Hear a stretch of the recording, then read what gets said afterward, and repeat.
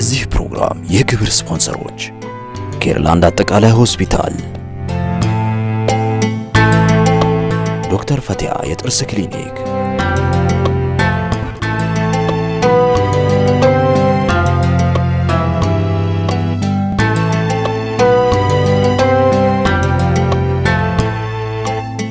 የሰው ልጅ በምንም አይነት ሁኔታ ውስጥ ቢሆን አላህ Subhanahu Wa Ta'ala ሊመራው ከፈለገ ሂዳያውን ይቸራዋል።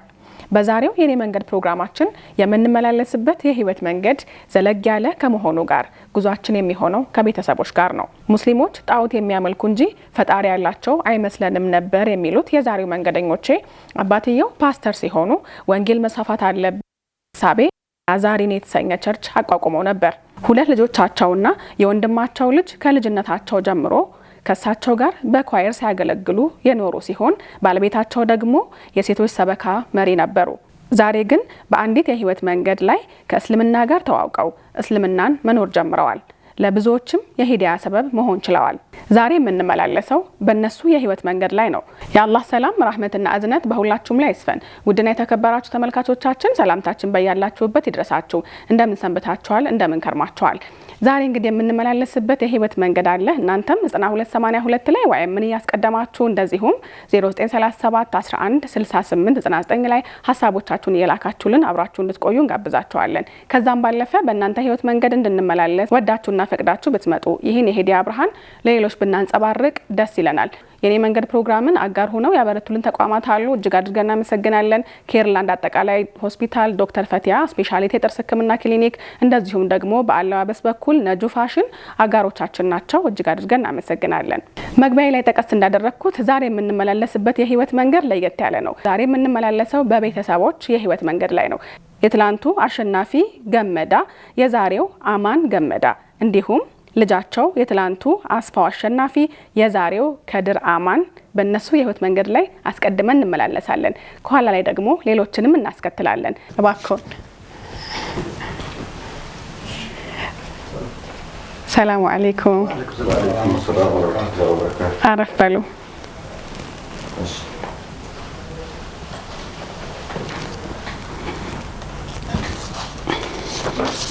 ሀዋሌ ኬሮኒ ደጊኒ alhamdulillah habalkin kero keshno ኢቶት ላንቻንቻ ኬሮኤ ኬሮ ሲዳመኛ በቃ ቻልኳ ከዚህ ቀደም እንግዲህ የኔ መንገድ ላይ መንገደኞች የነበሩ ከሲዳማ የመጡ ነበሩና እነሱ ትንሽም ቢሆን አስለምደው ነበር። ከዚህ በላይ ግን ብዙ አልሄድኩም እንጂ ይዘሽዋል። በጣም እንኳን ደህና መጣችሁ ብያለሁ። እንዴት ናችሁ? ሰላም ናችሁ ወይ ብያለሁ አይደል? ሰላምታውን አድርሰናል። ስለዚህ ዋናውን ነገር አሟልተናል ማለት ነው። ስለዚህ ጉዟችንን እንቀጥላለን። እሺ ተናግረው ወንነ ባራሻው ቦ ሲዳሞ የመጣው ባራሻው ስጦታ ትንሽ ይሄ የእናንተን ባህል የሚወክል ነው እና ምን ላድርገው እስቲ ቆይ እንዴ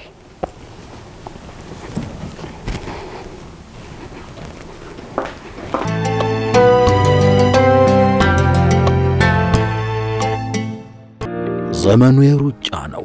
በዚህ ኑሮና ህይወት በዚያ ደግሞ ጤናና ረፍት ማጣት ከወዲያ ወዲህ በሚያራሩጠን ከባድ ወቅት የጤናችንን ጉዳይ ቅድሚያ ሰጥቶ ለሁሉም በጤና ስትቆዩ ነው የሚለን ኬርላንድ አጠቃላይ ሆስፒታል ነው።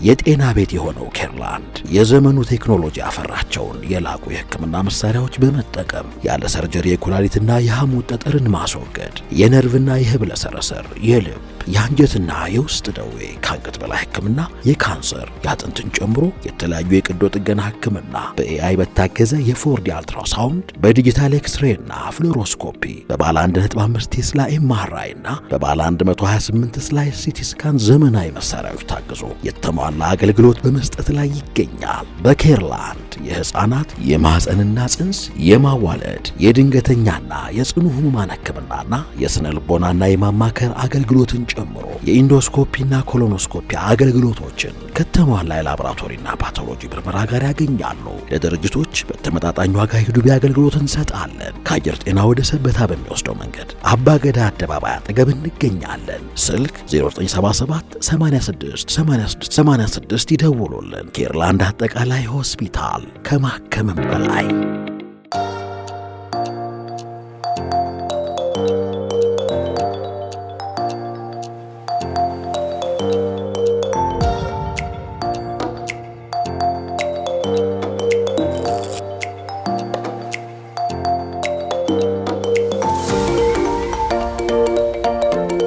ደረጃውን የጠበቀ የአፍና የጥርስ ህክምና ከዶክተር ፈቲያ ስፔሻሊቲ የጥርስ ክሊኒክ የምንሰጣቸው አገልግሎቶች የጥርስ እጥበትና የድድ ህክምና፣ የተቦረቦሩ ጥርሶችን መሙላት፣ የጥርስ ስር ህክምና፣ ሩት ካናል ትሪትመንት፣ የተወላገዱ ጥርሶችን በብሬስ ማስተካከል፣ የመንጋጋ ስብራትና ውልቃትን በማግዚሎ ፋሻል ሰርጅን ወደ ነበረበት መመለስ፣ እርሶ በመረጡት ሰው ሰራሽ አርቲፊሻል ጥርስ በዚርኮኒያ፣ ሴራሚክ፣ ወርቅ፣ ክሮም፣ አክሪሊክ በመጠቀም ቋሚና ወጪ ገቢ ጥርሶችን ዘመኑ ያፈራቸው መሳሪያዎችን በመጠቀም በጥራት እንሰራለን። መታከም የማይችሉ ጥርሶችን መንቀል፣ በተለይ ለህፃናትና እናቶች በስፔሻሊስት ሐኪሞች ልዩ የህክምና ክትትል እንሰጣለን። ለድርጅቶችና ተቋማት የዱቤ ህክምና አገልግሎት መስጠት መጀመራችንን ለደንበኞቻችን እንገልጻለን። የአፍና የአፍ ውስጥ ችግር ሲገጥመው ሳያመነቱ እኛ ጋር ይምጡ፣ ፈጣን መፍትሄ እንሰጣለን። አድራሻችን ሰፈረ ሰላም ኢትዮ ጠቢብ ሆስፒታል አጠገብ በ0911 04 2987 ወይም 0911 22 437 ላይ ደውሉ። ፈገግታው ስጦታ ነው። ለቤተሰቡ የአፍና ጥርስ ህክምና ዶክተር ፈቲያ ስፔሻሊቲ የጥርስ ክሊኒክ።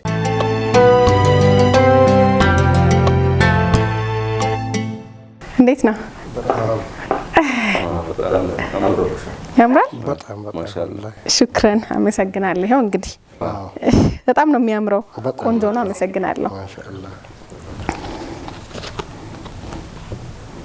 መርሐባ እንቀጥላለን። ተመልካቾች እንግዲህ ለየት ባለ አለባበስ ዛሬ ፕሮግራማችንን የምንሰራው ሽክራን አመሰግናለሁ በጣም መርሐባ። እንግዲህ ዛሬ የምንመላለሰው በእናንተ ህይወት መንገድ ላይ ነው። በትላንቱ አሸናፊ፣ በዛሬው አማን፣ በትላንትናው አስፋው፣ በዛሬው ደግሞ ከድር በሆነው በህይወት መንገዳችሁ ነው የምንመላለሰው። ትላንትናን ወደ ኋላ መለስ ብለን በትዝታ እናነሳለን። እንደ አዲስ ከተወለዳችሁ በኋላ አዲስ ህይወት መኖር ከጀመራችሁ በኋላ ደግሞ ያለውን ህይወት እንደዚሁ እናነሳለን። እንግዲህ ዘለግ ባሉ የህይወት መንገዶች ነው ዛሬ ቆይታ የምናደርገው። እናንተ ብቻ አይደላችሁም፣ ሌላው ቤተሰብም አለ። እንግዲህ እንዴት ነው ወደ እስልምና የመጣችሁበት የህይወት መንገድ እንዴት ይመስላል? ምን ይመስላል?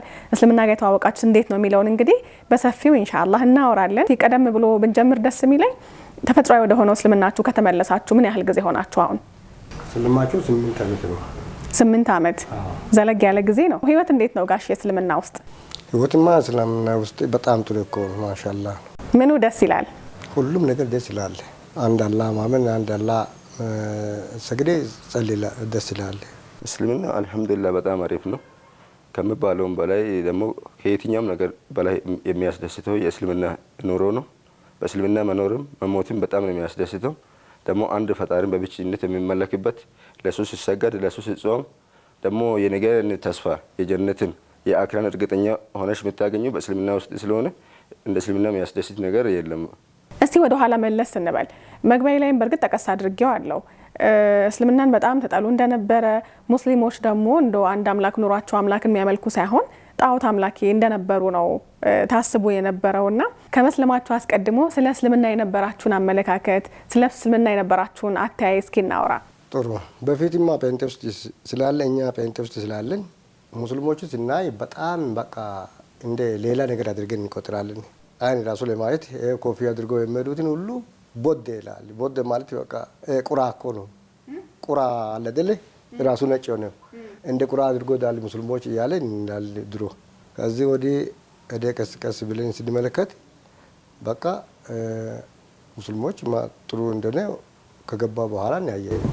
ከገቡ በኋላ ነው እንጂ በፊት ግን ይጣሉ ነበር። በፊት ይጣሉ ነበር። ከሙስሊሞቹ ቤቱ ወጥቼ አንድ ልጅ አሊ የሚል ጴንጤ ውስጥ ያስገብቼ መንፈስ ሞልቷል ብዬ በቃ ቸርች አድርገዋል። ከሙስሊሞቹ ነቅሌ ወስደ ከዛ ወዲህ በቃ እሱ ተመለሰ። አልሐምዱሊላህ። እና ድሮ ሙስሊሞቹ በቃ ካትቶ ማጥፋት እንፈልጋለኛ። ያው በእርግጥ ከእስልምና በፊት የነበረው ህይወታችን ውስጥ ሙስሊም የተባለን ሰው እኛ የምንጠላው ከሙስሊም ጋር ኖረን አውቀን አይደለም የምንጠላው። ከቤተሰባችን የወረስነው ነገር ቢኖር አሁንም የሚጠላ ሰው ሙስሊምን የሚጠላው እዛ ያለው ማህበረሰብ እንደምገባኝ ከሆነ እስልምናን አውቆና ሙስሊሙን አውቆ ሳይሆን እኛ ስንጠላ የነበረው አባቶቻችን ትምህርት ቤትም ስንሄድ አደረ ከሙስሊም ልጆች ጋር ምናልባት አትገናኙ፣ አስማተኞች ናቸው፣ ድግምተኞች ናቸው ይሉን ነበር። እንደዛ ስለምንባል ከሙስሊም ጋር ልንገናኝም አንፈልግም። በነገራችን ላይ እዛ እኛ አካባቢ ሙስሊምም ያን አይደለም የሙስሊም ማህበረሰብ እና ዝም ብለን ሳናቅ ነው የምንጠላው እንጂ ሙስሊም ያደረገን ነገር ኖሮ የሰራብን ጥፋት ኖሮ አይደለም።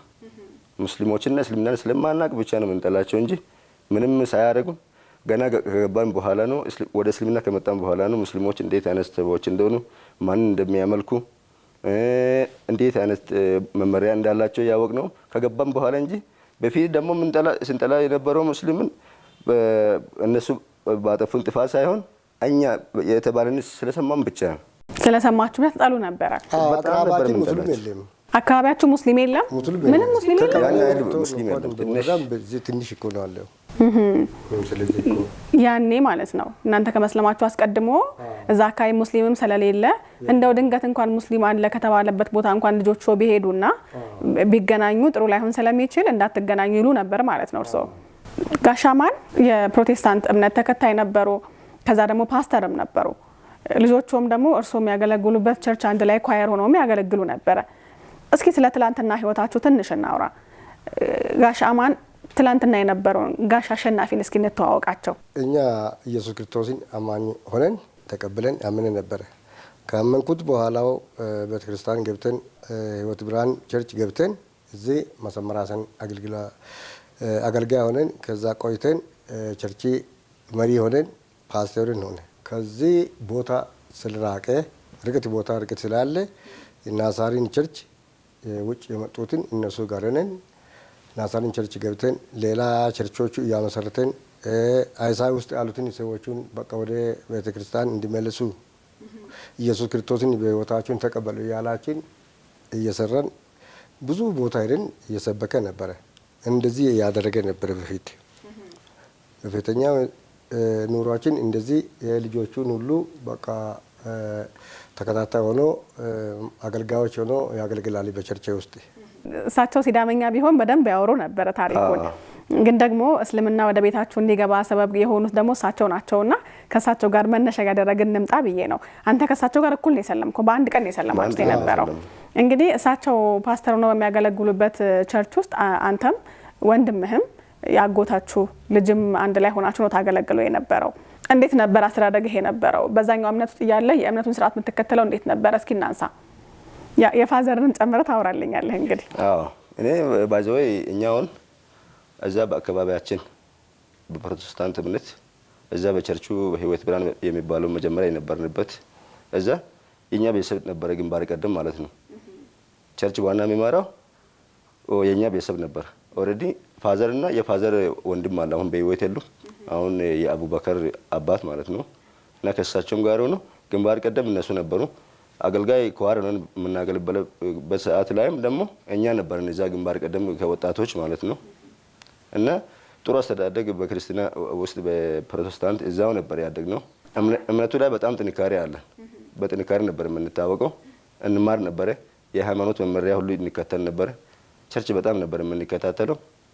ቸርች የሚያዘን ነገር ደግሞ ለመተግበር በጣም ነበር የምንተገብረው። እሳቸው እንግዲህ ያገለግሉበት ከነበረው ቸርች ወጥተው የራሳቸውን ቸርች መስርተው እንደነበረ አጫውተውናል። አሁን ለምን ነበር ከዛ ወጥተው የመሰረቱት አዲስ ቸርች? አዎ ሊመሰረቱ የቻሉት አንድ ቀበሌ ውስጥ ነው። ቀበሌ አንድ ሆኖ ቦታው ይርቃል፣ ትንሽ ያስከዳል እና መስፋፋት የሚፈልገው ወንጌል ነው። የወንጌል መስፋፋት ስለምንፈልግ ቸርች መውጣት ያለበት ይልና ናዛሪን የምትባል ቸርች ያወጣሉ ማለት ነው። የሆነ ቀስ ደንግሶ የሚባሉ አሉ። ከእርሳቸው ጋር ሆኖ ቀጥታ በናዛሪን ቸርች ያወጡ። እዛ ዋና ፓስተሩ ሆኖ ተሾሙ ማለት ነው። እንደዚህ ካለ አማኝነት ላይ ግን ጽናትን የሚያጎል ነገር ምን መጣ? ለምንድን ነው በነበራችሁበት እምነት ጸንታችሁ ያልቆያችሁት? ለምን ሰለማችሁ? አሁን አስራቢ ቸርች ወክዬ ሀዋሳ ኮንፈረንስ አለ።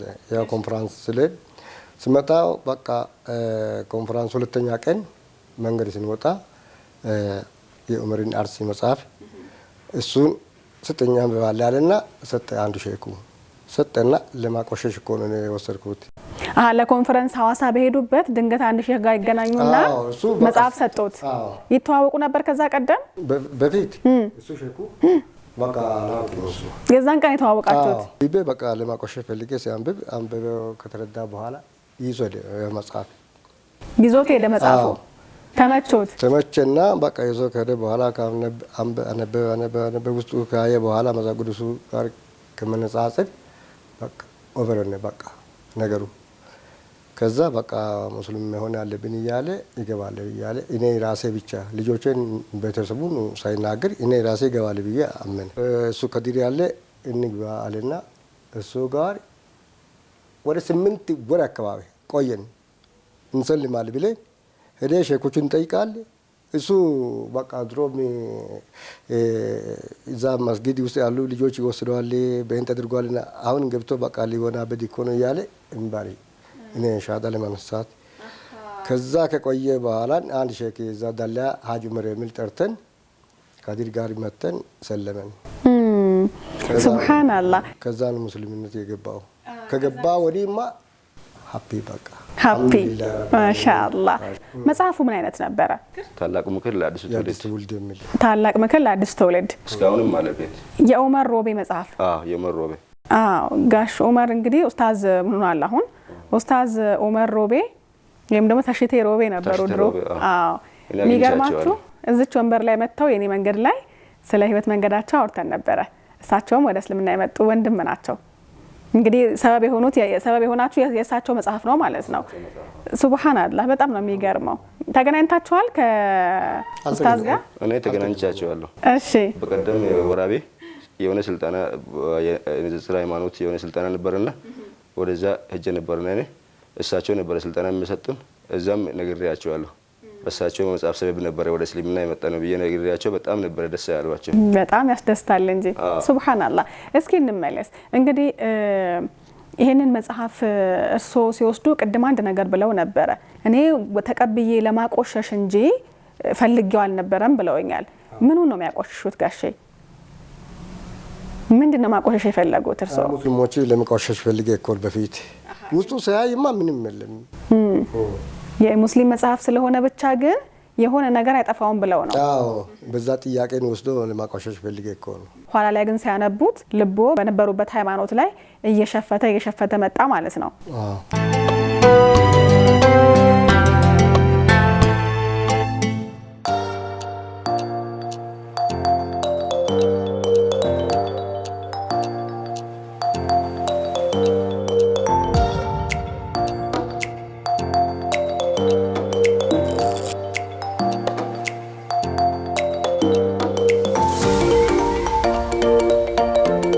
ደረጃውን የጠበቀ የአፍና የጥርስ ሕክምና ከዶክተር ፈቲያ ስፔሻሊቲ የጥርስ ክሊኒክ የምንሰጣቸው አገልግሎቶች የጥርስ እጥበትና የድድ ሕክምና፣ የተቦረቦሩ ጥርሶችን መሙላት፣ የጥርስ ስር ሕክምና፣ ሩት ካናል ትሪትመንት፣ የተወላገዱ ጥርሶችን በብሬስ ማስተካከል፣ የመንጋጋ ስብራትና ውልቃትን በማግዚሎ ፋሻል ሰርጅን ወደ ነበረበት መመለስ፣ እርሶ በመረጡት ሰው ሰራሽ አርቲፊሻል ጥርስ በዚርኮኒያ፣ ሴራሚክ፣ ወርቅ፣ ክሮም፣ አክሪሊክ በመጠቀም ቋሚና ወጪ ገቢ ጥርሶችን ዘመኑ ያፈራቸው መሳሪያዎችን በመጠቀም በጥራት እንሰራለን። መታከም የማይችሉ ጥርሶችን መንቀል፣ በተለይ ለህፃናትና እናቶች በስፔሻሊስት ሐኪሞች ልዩ የህክምና ክትትል እንሰጣለን። ለድርጅቶችና ተቋማት የዱቤ ህክምና አገልግሎት መስጠት መጀመራችንን ለደንበኞቻችን እንገልጻለን።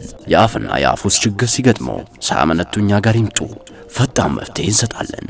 አድራሻችን ሰፈረ ሰላም ኢትዮ ጠቢብ ሆስፒታል አጠገብ በ0911 04 2987 ወይም 0911 22 4370 ላይ ደውሉ። ፈገግታው ስጦታ ነው። ለቤተሰቡ የአፍና ጥርስ ህክምና ዶክተር ፈቲያ ስፔሻሊቲ ጥርስ ክሊኒክ። ዘመኑ የሩጫ ነው። በዚህ ኑሮና ህይወት፣ በዚያ ደግሞ ጤናና ረፍት ማጣት ከወዲያ ወዲህ በሚያራሩጠን ከባድ ወቅት የጤናችንን ጉዳይ ቅድሚያ ሰጥቶ ለሁሉም በጤና ስትቆዩ ነው የሚለን ኬርላንድ አጠቃላይ ሆስፒታል ነው። የጤና ቤት የሆነው ኬርላንድ የዘመኑ ቴክኖሎጂ ያፈራቸውን የላቁ የህክምና መሳሪያዎች በመጠቀም ያለ ሰርጀሪ የኩላሊትና የሐሞት ጠጠርን ማስወገድ፣ የነርቭና የህብለ ሰረሰር፣ የልብ፣ የአንጀትና የውስጥ ደዌ፣ ከአንገት በላይ ህክምና፣ የካንሰር፣ የአጥንትን ጨምሮ የተለያዩ የቀዶ ጥገና ህክምና በኤአይ በታገዘ የፎርዲ አልትራሳውንድ፣ በዲጂታል ኤክስሬይና ፍሎሮስኮፒ፣ በባለ 1.5 ቴስላ ኤምአርአይና በባለ 128 ስላይስ ሲቲ ስካን ዘመናዊ መሳሪያዎች ታግዞ የተሟላ አገልግሎት በመስጠት ላይ ይገኛል። በኬርላንድ የህፃናት የማህፀንና ጽንስ፣ የማዋለድ፣ የድንገተኛና የጽኑ ህሙማን ህክምናና የስነ ልቦናና የማማከር አገልግሎትን ጨምሮ የኢንዶስኮፒና ኮሎኖስኮፒ አገልግሎቶችን ከተሟላ የላቦራቶሪና ፓቶሎጂ ምርመራ ጋር ያገኛሉ። ለድርጅቶች በተመጣጣኝ ዋጋ የዱቤ አገልግሎት እንሰጣለን። ከአየር ጤና ወደ ሰበታ በሚወስደው መንገድ አባገዳ አደባባይ አጠገብ እንገኛለን። ስልክ 0977 86 86 86 ይደውሉልን። ኬርላንድ አጠቃላይ ሆስፒታል ከማከምም በላይ።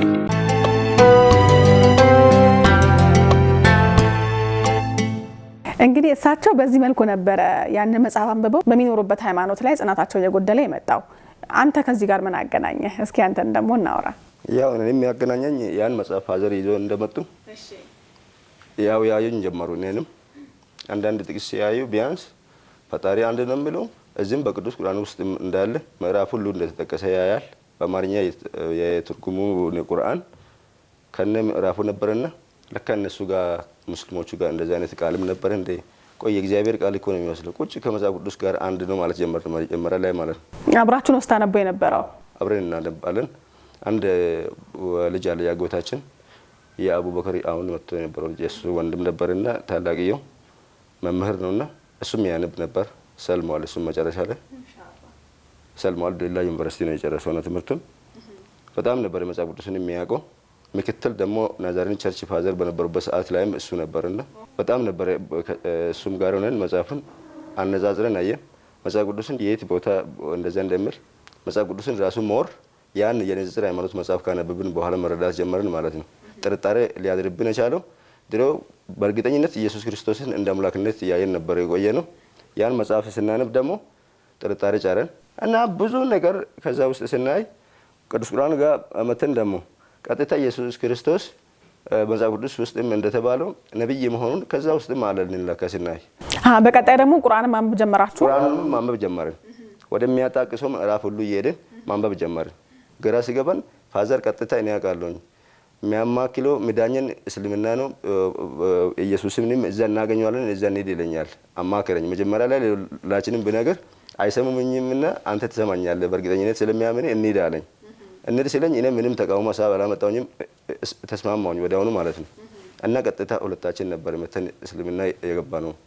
መጀመሪያ ላይ 8 ወር ግን ጠብቀው ነበር። አንተ ማብረህ ጠብቀህ ነበር 8 ወር? እኔም መሄዱን ቢያንስ እስከ 4 ወር እየሄደ ሊሰልም እየፈለገ ለማሰለም ፍቃደኛ እንዳልሆኑት ሼክ አብዱ ሰላም የሚባሉ ሰው ይዋሉና ቢያንስ 2-3 አባወራ ነው። እዛው የሆነ መስጊድ ነበርና እዛ የነበረው ሰዎች ሙስሊሞቹ በጣም አሁን እኛን ሊቀንሰን ነው እንጂ ሰልሞ ቢያንስ እስልምና ገብቶበት አይደለም የመጣው። ይሄ ሰውየው ሊነጥቀን ነው ልጆቻችን ሊያከፍር ነው በሚል እንደዛ ነበር ያሉኝና ይላል። መጨረሻ ላይ እነሱን ብካሉን ቢያንስ ምስጢሪን ፓስተር ስለሆንክ ምስጢሪን ስላወቁ ነው ትንሽ ራቅ ብለን ወጣ ብለን እንሂድ ሙስሊሞቹ ወዳሉበት አለንና ደሊያ ወደሚባል ቦታ ሄድን። እዛ ሄደን ሀጂ ዑመር የሚባለውን ሰውየው አገኘናቸውና እሱ ጋር ሄደን ሻሃዳ ልንይዝ እንፈልጋለን አለን። እሱ ሻሃዳ ሲያዘን ለምን ምስጢሩን አላወቀማ ፓስተር መሆኑ። አዎ ምንም ነገር ሳትናገሩ የኋላ ታሪካችሁን ማንነታችሁን ሳታወሩ በቃኛ እስልምናን መኖር እንፈልጋለን ሻሃዳ ሲዞን ብቻ አላችሁ። አዎ እነዛኞቹ ግን እምቢ አሉ። እነዛ ሰዎች እናንተ የምትኖሩበት አካባቢ ያሉ ናቸው? አሁን የመጨረሻ ላይ ሻሃዳ ያስያዙ አይደሉም? እምቢ አሉ። ቅድም ሙስሊም የለም ብላችሁኝ ስለነበረ ነው። አዎ ብዙም የለም። ትንሽ ነው። የእነሱም ይርቃል። እሱ አጠያየቃችሁን ያገኛችሁ እነሱን። ሶስተኛ ቀበሌ እንደዛ ነው ከኛ። የኛ ቀበሌ ደገላ ይባላል፣ የነሱ ጭሮኔ ነው። ሆኖም ይርቃል እና እኛ ቀበሌ እስከ አሁንም ድረስ ከኛ ቤተሰብ ውጭ አሁን እኛ ከሰለምን ወዲህ የሰለሙ ልጆች አሉ የተወሰኑ። አንዲት ሴት ብቻ ነበረች፣ ባለቤቷ ሞቶባታል። ቀመሪያ የምትባል በጣም ኃይለኛ ታሪክ ያላት ሴት ነች።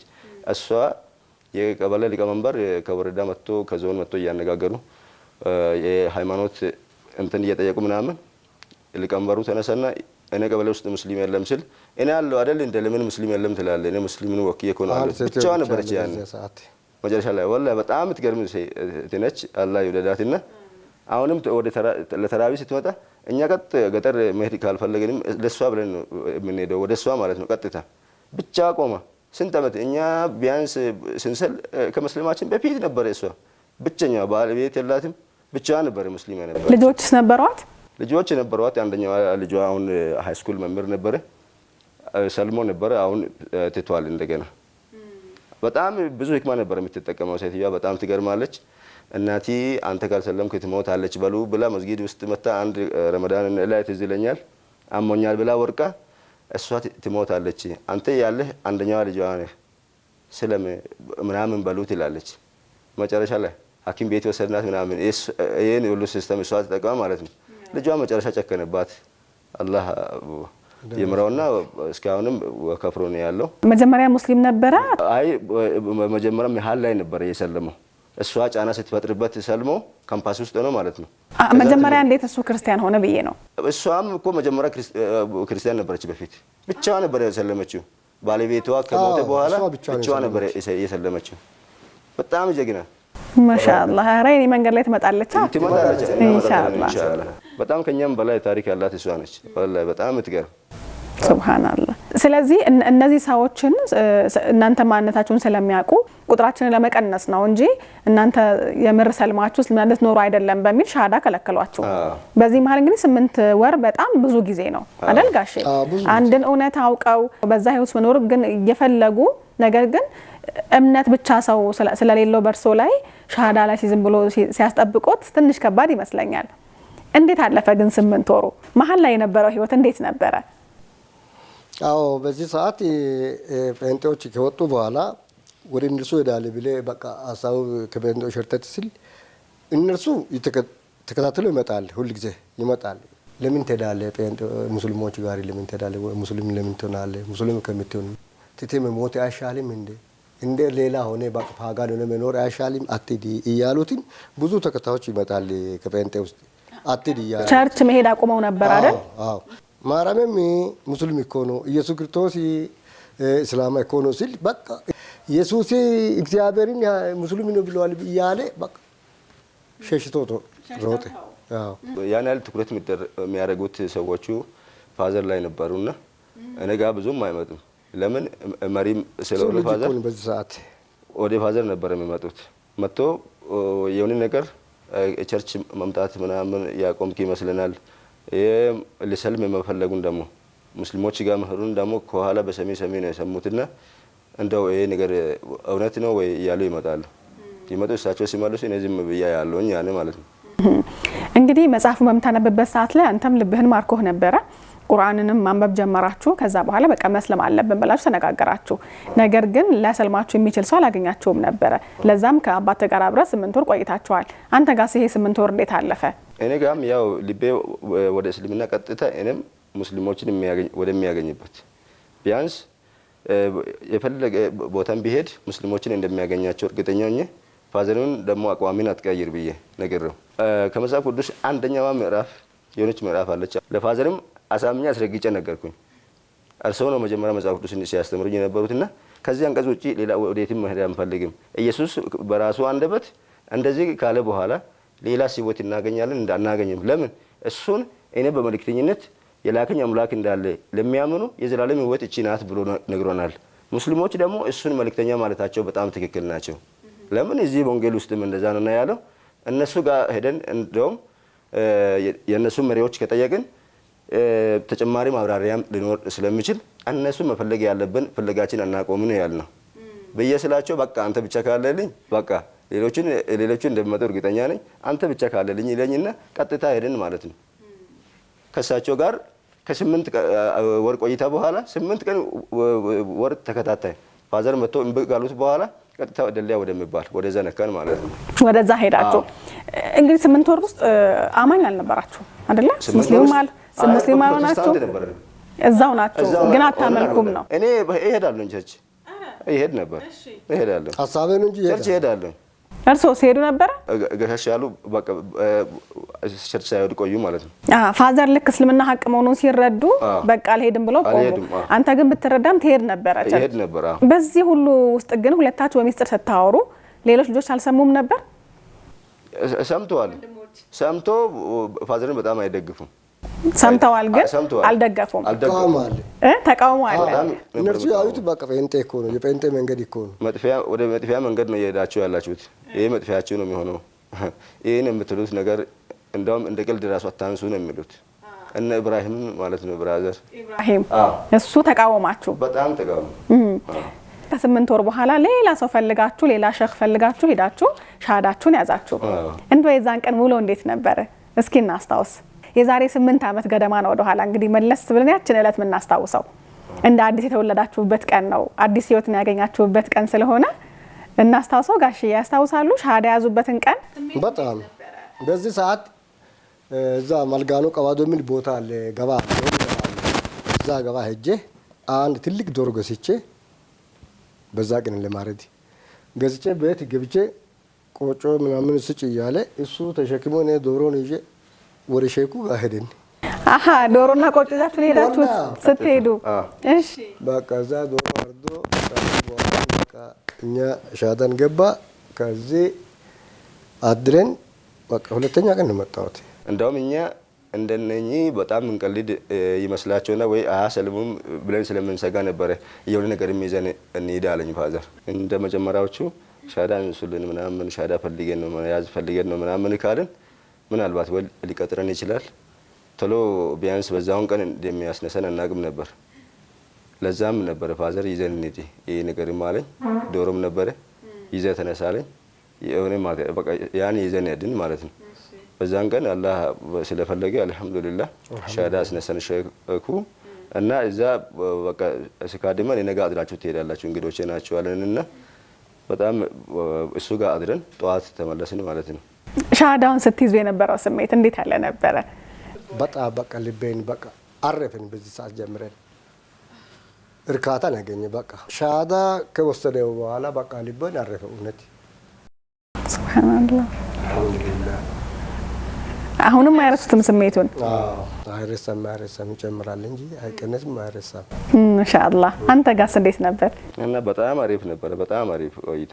በቃ ፋዘር እንዳሉ በጣም እርካታ ያገኘ ነው። ከዛን በኋላ ነው ሻሃዳ ከያዝን በኋላ በጣም እርካታ አገኘን። እንደውም ፋዘር ምን ማድረግ ነው ያለብኝ አሁን እልና በማግስቱ በ3ኛ በ4ኛ ቀን የሆነ ቀብር ነበር። የሆነ ትልቅ ሰው ሞተዋልና ለኛ ቤተሰብ ቢያንስ ዘመድ የመሆን እና ቀጥታልና ከዛ ካሰለመው ሰውየው እንደዛ አይነት ነጭ ኮፍያ ሲጠኝ አለ። ጥሩ አጋጣሚ አገኘው እስልምናን የሚያስተዋውቅበት አለና እዛ ለቅሶ ሰው በወጣበት ይሄን ኮፍያ አድርጎ ሲሄድ ሰው ሁሉ አብዷል። በቃ እያለ እሱም እኔ እስልምናን የሚያሳይበት አወኩኝ አለኝና በሁለተኛ ቀንም ደግሞ እዛ ሼኩ ጋር ተመልሰን ሄደን እስቲ አዛን እንዴት እንደሚባል አዛን አስተምረን ብለን እኔ በአማርኛ ጽፌ መጥቻለሁ። ያን ሁሉ ሸምድደናል። ፋዘርም ሸምድደዋል እና ለቅሶ ጋር 7 ሰዓት ስል አዛን ይላል ወጥቶ ህዝቡ ሁሉ ይላል። እንግዲህ ብዙ ሙስሊም ያለ ለዛም ፓስተር ነበር። ሰዓት ደርሷል እያለ በለቅሶ ውስጥ ወደዚህ ወጣ ብለን በቃ አዛን ያዝን እዛን ብለን በቃ ሰላትን እዛ ሰገዳችሁ። ይገርማል በጣም ቀጠፋ ወንድራጅ ጠፍተዋል አይመለስም ያሉትን ተስፋ ቆረጡ እነሱ። መጀመሪያ እንግዲህ የኡስታዝ ኦመር ሮቤ መጽሐፍ ነበረ ወደ እስልምናነት መጡ ምክንያት ሆኗቸው የነበረው መጽሐፉ ንጽጽር ስለነበረ ቁርአንንም እንደገና ወስዳችሁ ማንበብ ጀምራችሁ ነበረ። እንደ ቁርአንን በመታነብበት ጊዜ የበለጠ ያስገረማችሁ ያስደነቃችሁ ነገር ምን ነበር ታስታውሳላችሁ? እኔ ቁርአን ሲያነበው መጀመሪያ ላይ በጣም የገረመኝ ነገር ቢኖር በጣም አላህ አንድ ነው የሚለው አሁን ሱረቱል ኢኽላስ ቁል ሁወ አላሁ አሐድ የሚለው ያ ቁጭ አድርጎ እንደሚዘረዝረው ፈጣሪ ልጅ እንደሌለው ያን ሁሉ በጣም ሲረዳ በጣም ልቤ ነበር ያለው። ፋዘርም በጣም ማምታታት ይጀምራል ወዲህ ወደዛ እያለ እንደው ፈጣሪ ልጅ ይኖረዋል ብዬንም አልገምትም ይላል። አንዳንድ ልጅ ይኖረዋል ብዬም አልገምትም ሙስሊሞች ትክክል ሊሆኑ ይችላሉ ቆይ እስቲ ቼክ እናደርጋለን ይላል። በንባባችሁ መሀል ስንወያይ ማለት ነው። እንደው መጨረሻ ላይ ልጅ አይኖርም ለፈጣሪ ወደምለው ድምዳሜ ደረስንና ያን ቦታ ፈጣሪ አንድ መሆኑን ቁርአን ውስጥ ካገኘን በኋላ በጣም ገረመን። ለምን ፈጣሪ የፈጣሪን አንድነት የሚሰብክ ቃል ራሱ ሙስሊሞች ጋር ያለም አይመስልንም ነበር በፊት እውነት ለመናገር ቃል ራሱ አሁን ቅዱስ ቁርአን እንደዚህ አይነት መለኮታዊ መመሪያ ቃል ያለም አይመስልንም። በጣም በአካባቢያችን ሙስሊሞች ስላልነበሩ እንደዚህ አይነት ቃል ምን ሰበበት አጋጣሚ የለም። ስለዚህ የሱረቱል ኢኽላስ በጣም ልብህ ላይ ቅርት ያለ ነበረ። እርሶም እንደዛው ነበረ? እሷ ነበረች ወይስ ሌላ ምዕራፍ ወይ ሌላ አያ ነበረ እርሶን የማረከው ከቁርአኑ? አዎ መጀመሪያ ገዛት አላህ አንድነት እኮ ነው አንድ አላህ በስተቀር ሌላ የለም እያለ አንድ አላህ ማመን እንደዚህ እኮ ነው ብዬ ነው በቃ የወጡት። እና ደስ የሚል ያው ቁል ወላሂ አሐድ አላሁ ሰመድ ለም የሊድ ወለም የውለድ ወለም የኩን ለሁ ኩፉወን አሐድ በቃ አንድ ቢጤ ሌላ የለም በቃ አንድ አላህ ብቻ እኮ ነው እያለ ነው በቃ ተደስታ ተጨብጨ ኖረው። እንግዲህ ሁለታችሁ ስትሰልሙ ቤት ውስጥ ደግሞ እናት አለች፣ ልጆች አሉ። የእነሱ ምላሽ እንዴት ያለ ነበረ? ከምን ያህል ጊዜ በኋላ እነሱ ሰለሙ? ከአንድ ሰርፕራይዝ ጋር ደግሞ በሚቀጥለው ሳምንት እንመለሳለን። ጋሼ ሰርፕራይዝ አለ ድንገት የፈንጠዝያ ኢንሻአላህ አይደል? ብዙ የምናወራቸው ነገሮች ስላሉ ይሄኛም በዚህ እናቆምና በሚቀጥለው ሳምንት ደግሞ ሌላኛውን ኃይለኛ የነበረውን እንዴት ትሰልማላችሁ፣ እንዴት ወደዛ ትሄዳላችሁ፣ በእምነታችሁ ላይ መጽናት ነበረባችሁ፣ እንዴት ወደ ሞት ትሄዳላችሁ እያለ በጣም ሲሞግት የነበረው ደግሞ ልጁ አለ አይደለ? እሱን ደግሞ ዛሬ ሰልሟል። እሱም መጥቶ እንደ ሙግቱ እንዴት ነበር የሚለውን ደግሞ ከሱ ጋርም እናወራለን። በሚቀጥለው ሳምንት የምናወራቸው በርካታ ነገሮች ይኖራሉ ማለት ነው ኢንሻአላህ። ውድና የተከበራችሁ ተመልካቾቻችን ከመንገደኞች ጋር የነበረን ቆይታ በዚህ አያበቃም። በሚቀጥለው ሳምንት ከሌሎች አዳዲስ እንግዶች ከሌሎች አዳዲስ ሀሳቦች ጋር ወደ እናንተ እናሻግራለን። 9282 ላይ ወይም ምን ያስቀደማችሁ እንደዚሁም 0937 11 68 99 ላይ ሀሳቦቻችሁን የላካችሁልን አብራችሁ ስለነበራችሁ እጅግ አድርገን እናመሰግናለን። የአላህ ሰላም፣ ረህመትና እዝነት በሁላችሁም ላይ ይስፈን። መልካም ሳምንት ይሆንላችሁ።